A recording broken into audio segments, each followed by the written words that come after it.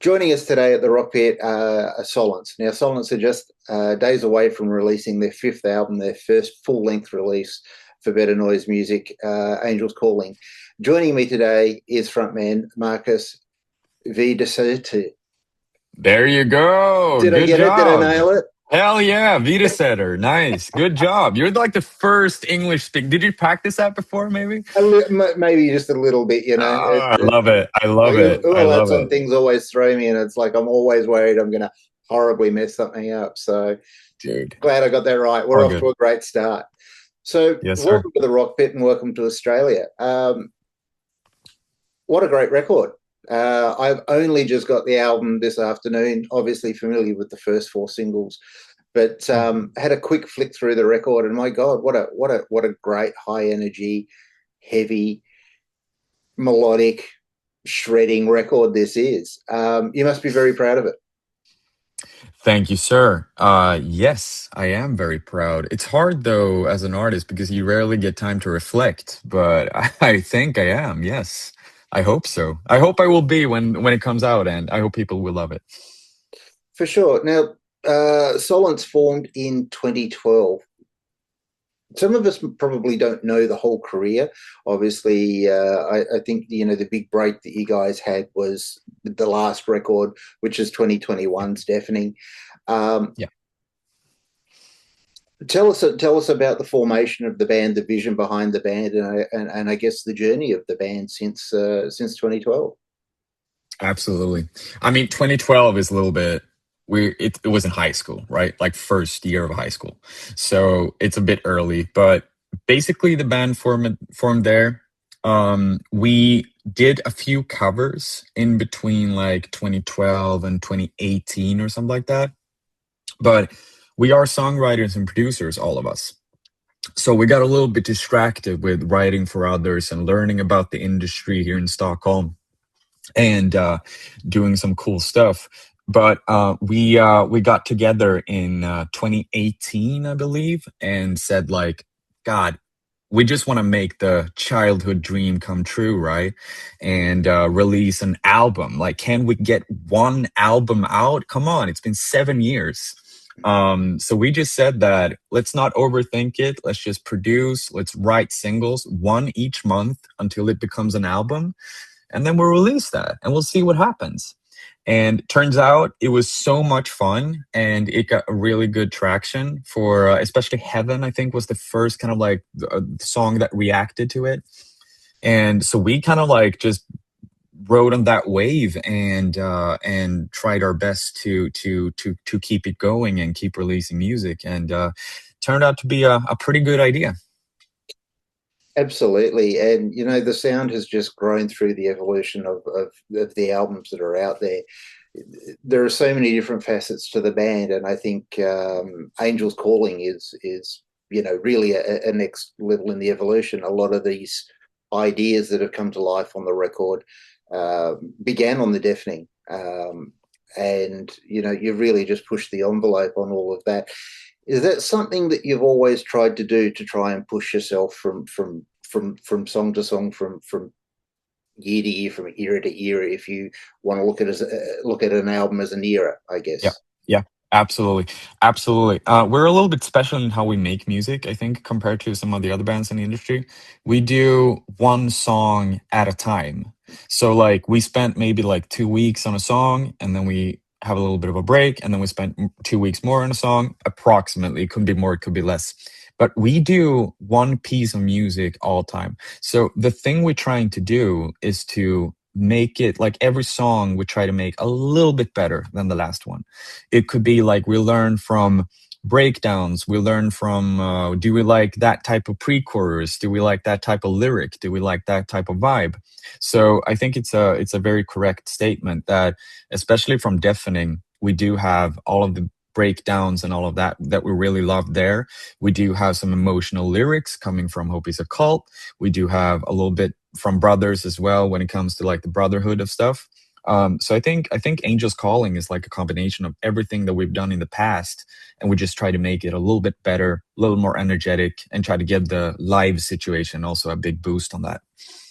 For sure. And when you look at Angels Calling and what I obviously the four singles I'm familiar with, but the rest of the album, just listening to the lyrics as I heard it this afternoon, it does seem to be lyrical content seems to be of a very personal nature and full of life observations.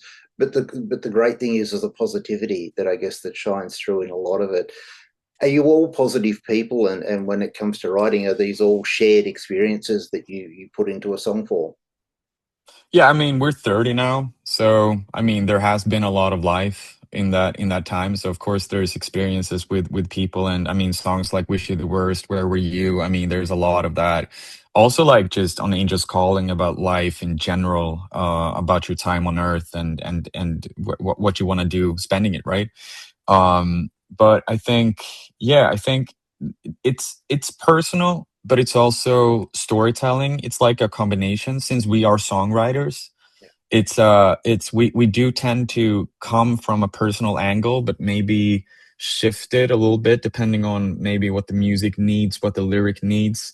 But it's always kind of like rooted in like a personal thing.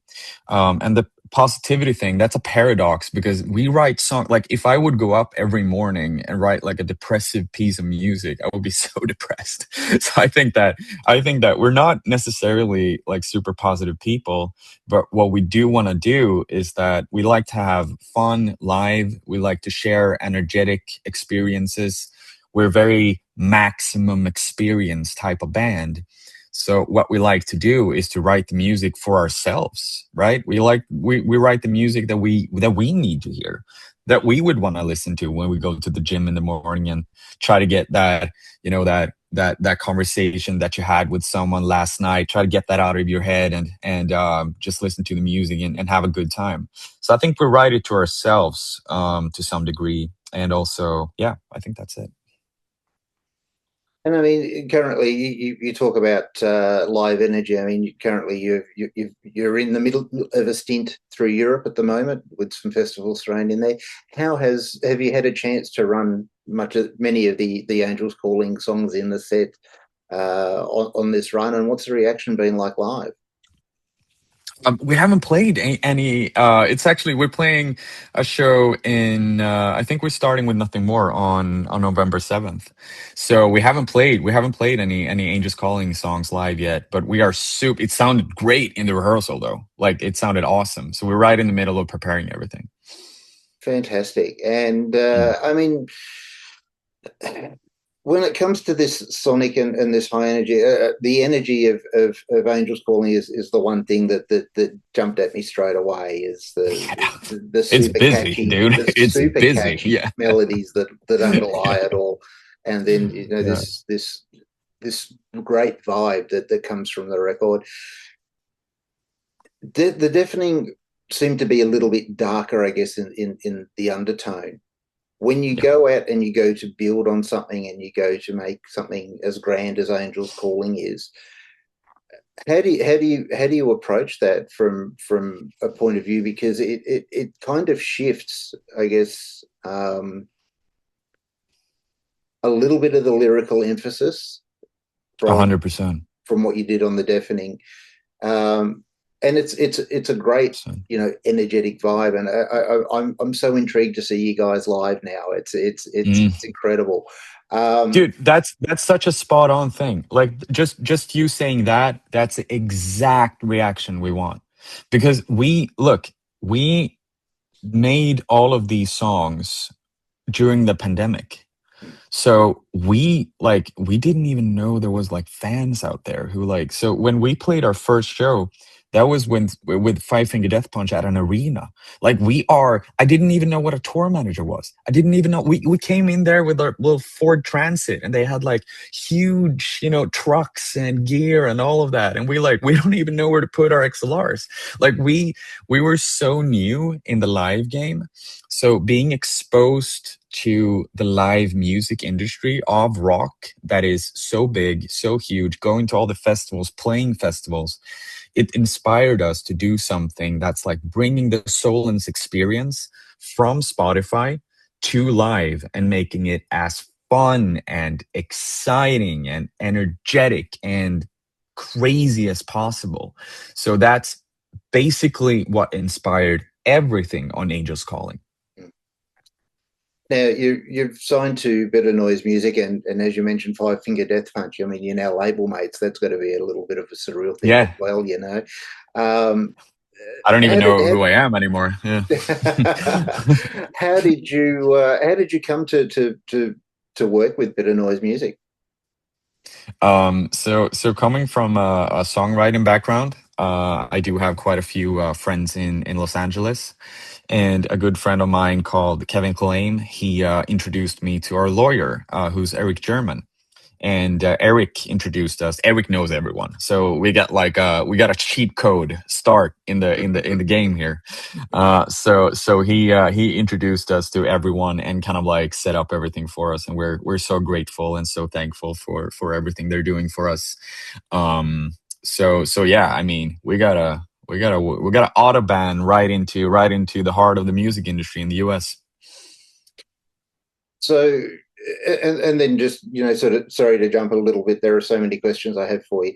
The band has always been the four of you since high school. It's the four same members that have kept and stayed true to Solence. Yeah, it's kind of like it was kind of like a little shift in the beginning there. I think one we shifted it, we ended up shifting drummers in like 2013 or 20, even 2012 or something like that, like really early. And there was also one member who dropped out in 2014, I believe, as well, another guitarist. But the core of the band is still the same, yes. Yeah, and there's obviously, you know, a very obvious chemistry in that too, just in the songwriting and the way that you put, you know, this record together. So Yeah. that's another big tip of the hat from me to you. So it's a very unified effort, and I just love the way you do it. Now, you personally, who and what inspired you to be a musician, a singer, or a songwriter? I think all of us, honestly, in the band didn't have much of a choice because we all come from musician families. So like, I don't even know if I was inspired. I think I just was forced into music at some point in my life where I wasn't really noticing it. So I think we all just come from music. We want to play music. Music is our life. We've never really questioned it. It was just from birth, basically. We were all there in the business. It was honestly more a question of like, would we make it, you know, more than like if it was an option for us. I think we all have that in our blood, and it's not something that we can ever get rid of. Yeah, Mm. and yeah, no, that's fantastic. Now, Mm. I read in the media release that you guys have relocated to LA from Sweden. Is this true? And what led to that? Was that the whole signing of the deal and the touring opportunities? Yeah, I mean, relocating and yeah, of course. We've lived there for the better time of the year for the past 3 years. But you know, as touring musicians, it's like I'm in Sweden right now, so I'll be in LA in December, and then I'm in Sweden again, and it's like it's a little bit hard. But yeah, we do have apartments there, and we do have a base there. We do also have a base in Sweden as well. It's a little bit messy, but we do have spent, let's see here, I think the last 3 years, there's been a better part in LA. Yeah, we do have, I mean, we have label management, Yeah, dude, and it's 9 hours. Like I can't sit here at like 8 in the evening all like every day taking meetings. Like it's just so much easier to get in-person meetings and all of that, you know. So we kind of like, as we grew, it kind of like was something that needed to be done, I think. yeah, yeah. I mean, it's a very, very bold and commendable move too. I mean, that's really, you know, backing yourself to the umpteenth. Um, Yeah, we've never been like fans. Like we've been very, it's like it's weird in that sense. We are very thoughtful of everything, but we are never like, we just feel like we have to do stuff. Like it's not a question for us. It's just like, do we want to get bigger? Yes. Move to LA? Yes. Okay. Like that's right. it. Yeah, Yeah. that's it. Mm. Yeah. Now, if we go back to the album, Angels Calling, is there a particular track on that record that holds something more special than the others for you personally? Yeah, absolutely. I think the title track absolutely means a lot to me. It's kind of like an embodiment of everything we've been through. I feel like Angels Calling, the title track, is like every song that we've ever released and just like combined together. I think that was like a really beautiful thing that happened. That kind of like it kind of like helped me get like a shift of like there was before Angels Calling and now there's after Angels Calling. Yeah, It feels like it's an end of a chapter somehow. yeah. So that song means a lot to me in that sense. I feel like I'm free now to move on to whatever's necessary to do, but I think I needed to do that song just to kind of like grasp everything we did in the past. It's fantastic. And I mean, Mm, again, I can't wait to sink my teeth into the album again tomorrow and really dive deep into it. But I'd really like to congratulate you guys on a fantastic effort. And thank you. I, I wish you all the success. Now, are there physical copies of the album going to be available? I mean, that's a great question. For Australia, I hope so. I think that Better Noise will have a really big web store there that you can get all of that good stuff in. There's a pre-order out there. But I'd say check out our website, check out Better Noise. And I think you can get your hands on a CD absolutely. Fantastic. Well, we're pretty Mm, much out of time. I'd like to thank you so much for your time, Marcus, and it's been amazing chatting to you. thank you. Hopefully, in the not too distant future, we'll get to see you down here in Australia. It'll be an absolute blast. Dude, I can't wait. I can't wait for the jet lag. Jesus Christ. Have you been to Australia before at all? Or No, no, never, never. I'm so excited. I'm so excited. fantastic. All right, Marcus. Again, thank you so much for your time. Angels Calling is out October 31 Yes, sir. via the Better Noise Music label. Check out their socials: YouTube, Instagram, Facebook, all the regular places. And have an amazing night. Thank you again for your time, Marcus. It's been an absolute pleasure. Thank you so much, man. It's been a pleasure. Thank you. Talk again. Thank you.